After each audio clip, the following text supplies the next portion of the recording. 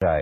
पिछले साल की कैग रिपोर्ट में यह भी कहा गया है कि कोल ब्लॉक आवंटन देश का अब तक का सबसे बड़ा घोटाला है। सरकारी खजाने को 1,86,000 करोड़, सही सुना आपने, 1,86,000 करोड़ का नुकसान हुआ है। लेकिन यह बात किसी ने कही कि यह घोटाला आम जनजीवन पर क्या असर डाल सकता है। जी हां, कोल आवंटन घोटाले से हम सबकी रोजमर्रा की जिंदगी प्रभावित हुई है। आज का हमारा ये शो इसी मुद्दे पर केंद्रित है। बात तो होती है 1,86,000 करोड़ की, मगर उसका आम इंसान पर क्या असर पड़ेगा।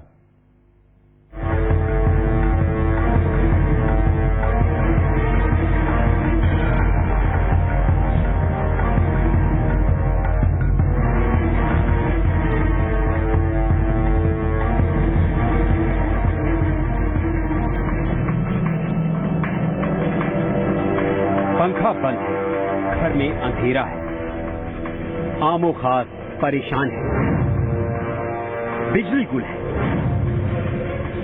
लेकिन कोई नहीं जानता कि बिजली कहां गई। किसान परेशान है, आत्महत्या करने को मजबूर है, खाने खिलाने को दाना नहीं है, खेत सिंचाई बिना सूख गए क्योंकि बिजली नहीं आती। बिजली कहां गई?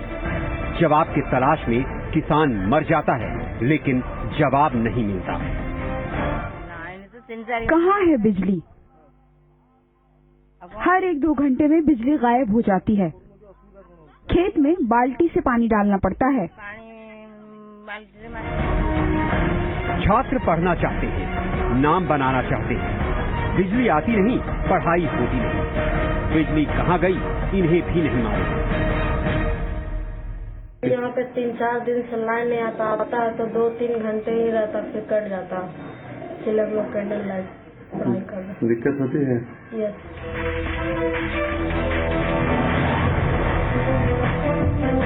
इन सबको हम बताएंगे कि आखिर बिजली कहां गई। हम बताएंगे आमो खास की परेशानी का जिम्मेदार कौन है। कौन है जिसकी वजह से किसान आत्महत्या कर रहा है। छात्रों के भविष्य से कौन खिलवाड़ कर रहा है। आपको अंधेरे में झोंक देने वाला दुश्मन कोई बाहरी नहीं है, वो हमारे आप जैसा ही है, लेकिन वो कोयला खाता है। वही कोयला जिससे देश की 50% बिजली बनाई जाती है, जिस बिजली से आपका घर रोशन होता है, उसी बिजली की मदद से किसान के खेत में सिंचाई होती है। कोयला खाने वाले ये वही लोग हैं जिन्हें आप और हम वोट देकर अपना नेता चुनते हैं।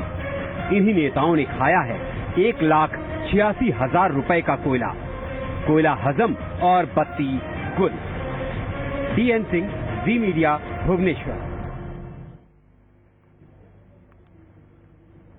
1,86,000 करोड़ का घोटाला 1993 से 2008 तक की सरकारों ने जमकर कोयला खोया और खामियाजा भुगतना पड़ रहा है आम लोगों को, किसानों को, या यूं कहा जाए सभी को जो बिजली का इस्तेमाल करते हैं। कोल ब्लॉक की बंदर बाट में इस बात का हिसाब रखने वाला कोई भी नहीं है कि कोयले की कमी ने कितने घरों में अंधेरा कर दिया, कितने किसानों ने आत्महत्या की और आम इंसान को किस तरह से लगातार मुश्किलों का सामना करना पड़ रहा है।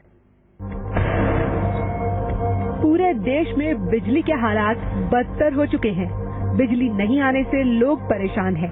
उत्तर भारत में सबसे बुरी हालत उत्तर प्रदेश की है।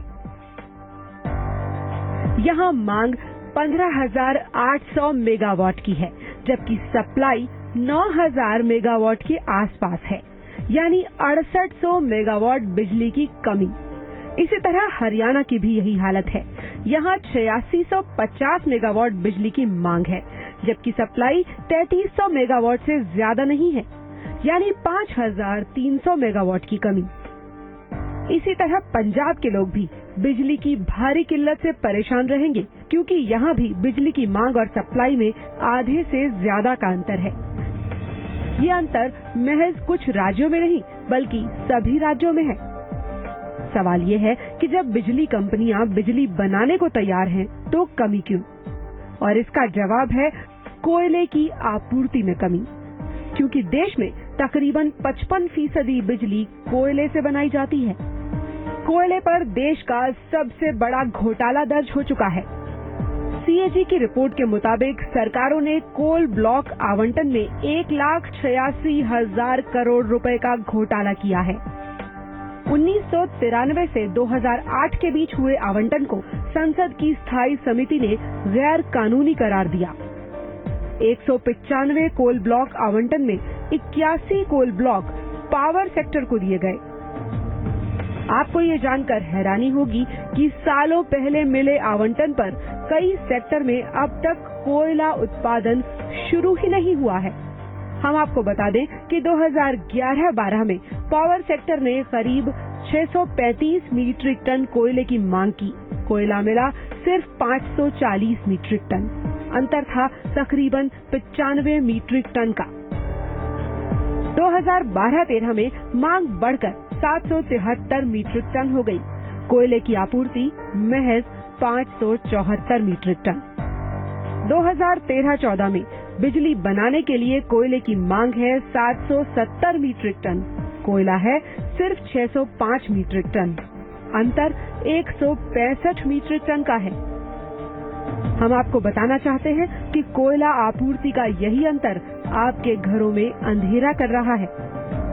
स्टैंडिंग कमेटी ने तो यहाँ तक कहा कि उन सभी कंपनियों के कोल ब्लॉक आवंटन रद्द कर दिए जाएं, जिन्होंने अब तक कोयले खनन का काम शुरू नहीं किया है। स्टैंडिंग कमेटी की जो रिपोर्ट है उसमें क्लियरली दिखा रहे हैं कि 200 से ऊपर कोल ब्लॉक्स ऑक्शन हुए थे, उनमें से सिर्फ 30 ही ऑपरेशनल हैं। तो पहले पुराने जो आपके पास कोल ब्लॉक्स है उनमें जो कोल है उसको यूज करें, ना कि आप और कोल ब्लॉक्स को प्रपोज करें ऑक्शन करने के लिए जिनको फॉरेस्ट क्लियरेंस नहीं मिले। ये बात साफ है कि 1993 से 2008 तक हुए कोल ब्लॉक की बंदरबांट की वजह से न सिर्फ सरकारी खजाना लुटा है, बल्कि कोयला उत्पादन में भी कमी आई है।